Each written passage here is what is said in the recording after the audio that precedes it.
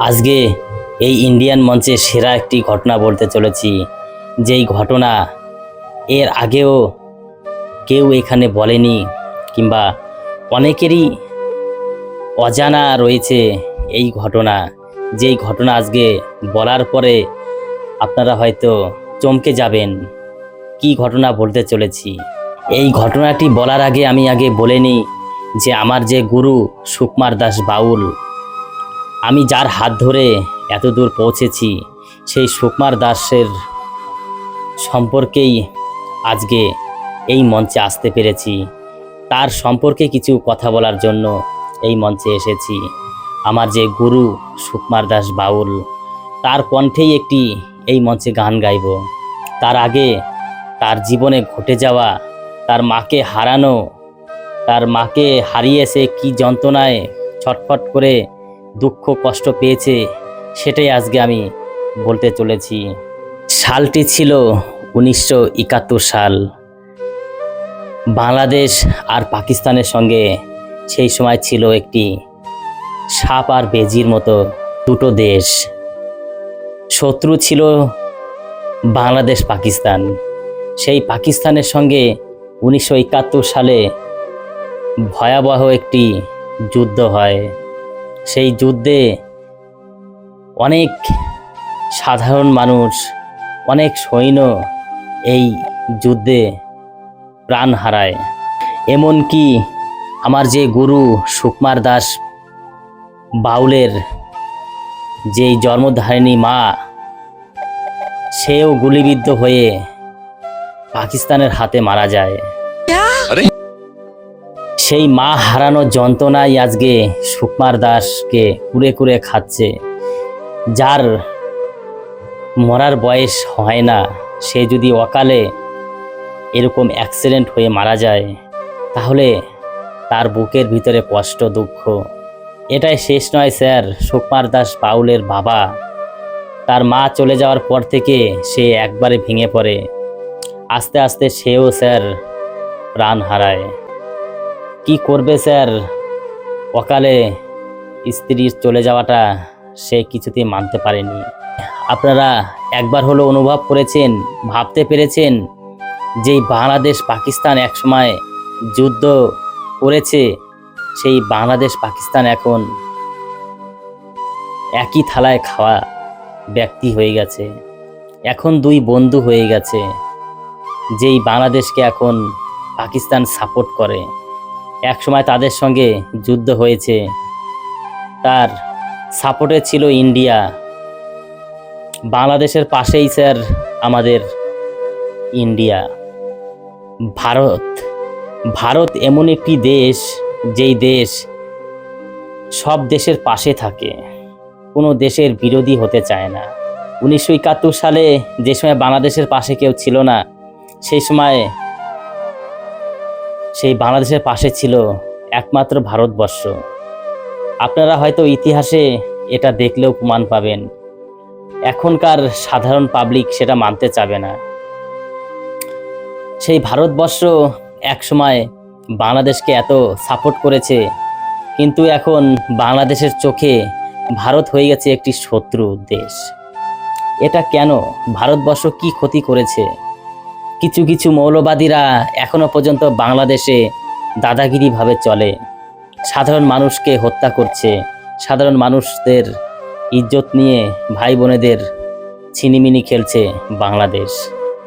যেই ভারতবর্ষ একসময় বাংলাদেশকে এত বন্ধুর মতো ভালোবেসেছে, এখনও স্যার বাংলাদেশকে আমাদের ভারতবর্ষ সরকার, আমাদের ভারতবাসী সবাই ভালোবাসে।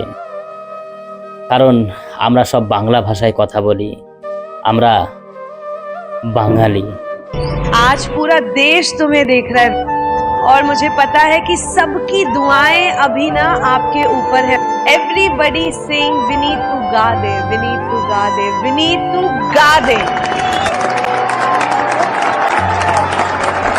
আজকে বাংলাদেশের চোখে ভারতবর্ষ হয়ে গেছে শত্রু। যেই শত্রু ছিল পাকিস্তান, সেই পাকিস্তান এখন বন্ধু হয়ে গেছে। বাংলাদেশে এখনো পর্যন্ত আইন কানুন সাধারণ পাবলিকের হাতে। সাধারণ পাবলিক আইন কানুন কিছুই মানতে চায় না। কদিন আগে আপনারা শুনেছেন একটি হিন্দু ছেলেকে নৃশংসভাবে হত্যা করেছে বাংলাদেশের মৌলবাদীরা। এখানে আইন কোথায় ছিল? আইনের চোখে ছিল কালো কাপড় দিয়ে ঢাকা। তাই বাংলাদেশে এখনো পর্যন্ত আইন কানুন মৌলবাদীরা কিছুই মানে না। আমার সেই শিক্ষাগুরু দীক্ষাগুরু সুকুমার দাস বাউল, তার জীবনের কথাই আজকে গানের ভাষায় তুলে ধরব।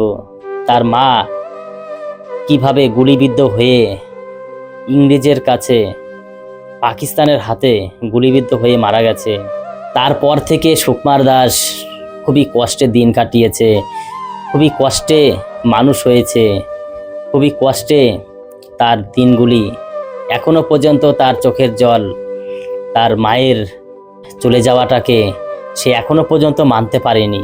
তারা দুই ভাই সেই সুকুমার দাসের জীবনের ঘটে যাওয়ার সম্পর্কে একটি এই মঞ্চে গান গাইতে চলেছি, যেই গানটি আপনারা মনোযোগ সহকারে শুনবেন।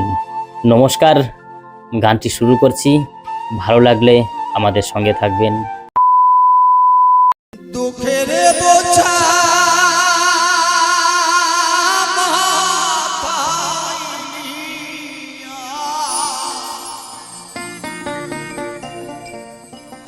দুঃখের বোঝা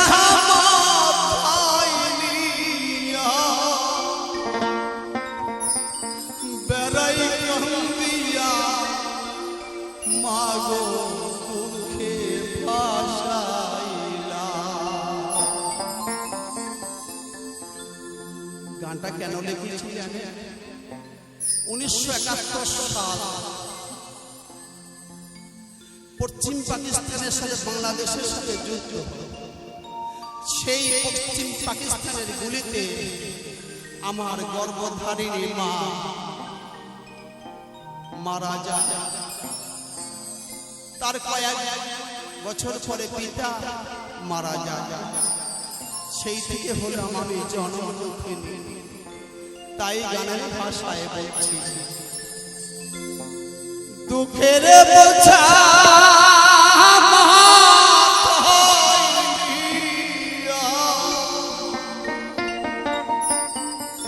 বেড়াই কান্দিয়া মাগো দুঃখে ভাসাইলা।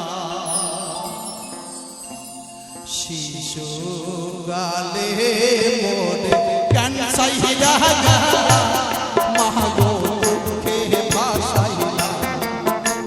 শিশু গালে মোরে কানসাইলা মাগো দুঃখে ভাসাইলা। দুঃখের বোঝা মাথায় নিয়া, দুঃখের বোঝা মাথায় নিয়া বেড়াই কান্দিয়া মাগো দুঃখে ভাসাইলা। শিশু গালে কানসাইলা গেলা মাগো দুঃখে ভাসাইলা, মাগো দুঃখে ভাসাইলা।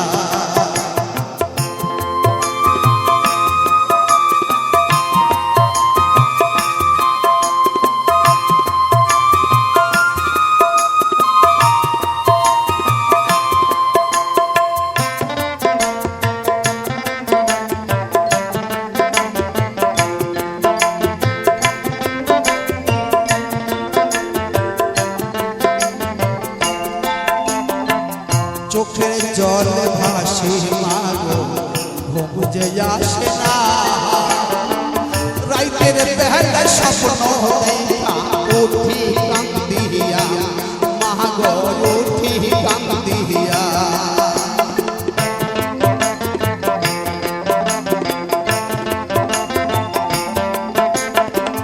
চোখের জল ভাসে মাগো ঘুম যে আসে না। রাইতের বেলা স্বপ্ন দেখা উঠি কান্দিয়া মাগো উঠি কান্দিয়া। কান্দে কান্দে জনম গেল, কান্দে কান্দে জনম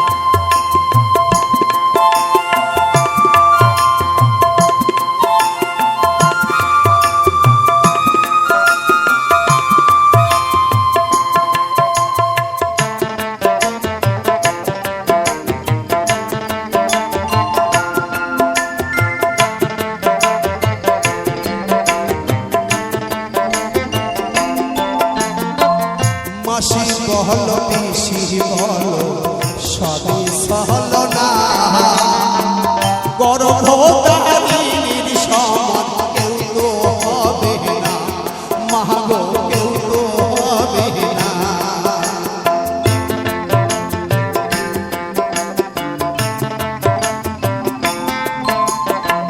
মাসি বহল পিসি বলো সবই সহল না গর্ভধারিণীর সমান কেউ তো হবে না মাগো কেউ তো হবে না মা বিহীন সন্তানের ব্যথা মা বিহীন সন্তানের ব্যথা কেউ তো বোঝে না মাগো দুঃখে ভাসাইলা মাগো দুঃখে ভাসাইলা শিশু কালে মোরে কেন সাইরা গেলা মাগো দুঃখে ভাসাইলা মাগো দুঃখে ভাসাইলা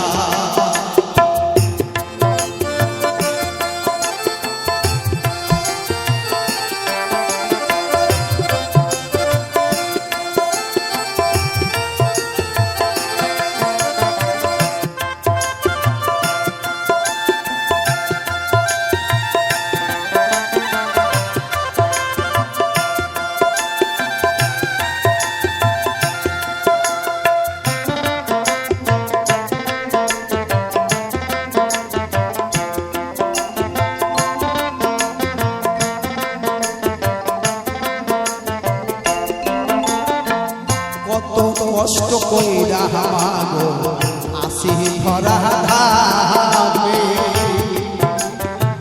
দয়া কইরা দেখা দিও মাগো জনম দুঃখী রে মাগো জনম দুঃখী রে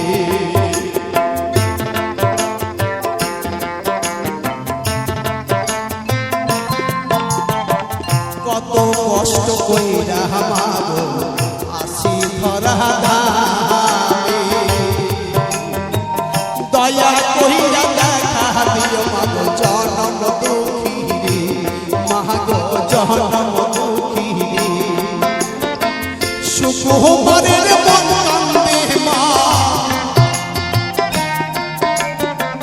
সুকুমারের মন কান্দে মা তোমায় না পাইয়া মাগো দুঃখে ভাসাইলা মাগো দুঃখে ভাসাইলা শিশু কালে মোরে কেন সাইরা গেলা মাগো দুঃখে ভাসাইলা মাগো দুঃখে ভাসাইলা দুঃখের বোঝা